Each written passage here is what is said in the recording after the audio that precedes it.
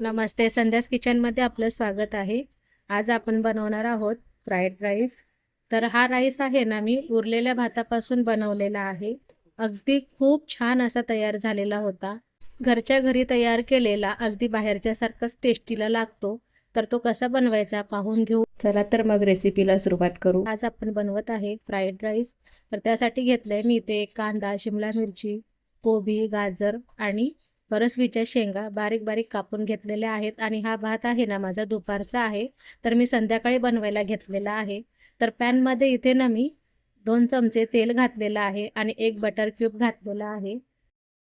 तर तेल आणि बटर छान गरम करून घेते.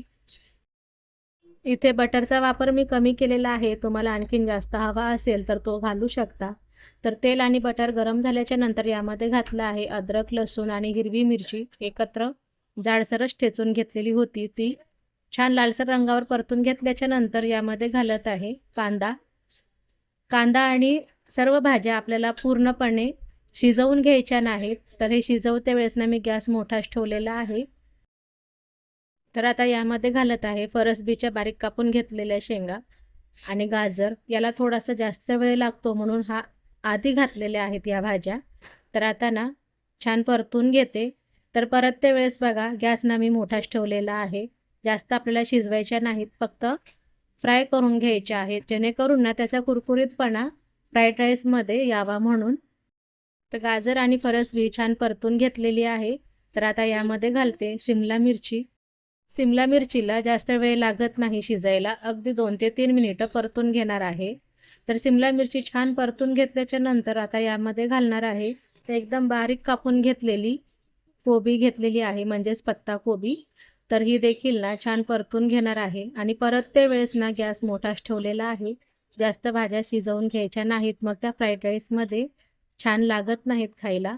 तर पहा या पद्धतीने छान सर्व भाज्या मी ना मस्त अशा फ्राय करून घेतलेल्या आहेत.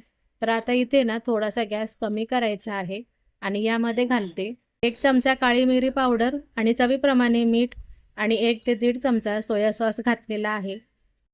मिठाचं प्रमाण बेतानेच घाला, म्हणजे काय ना भाताला देखील आपण शिजवते वेळेस मीठ घातलेलं आहे म्हणून.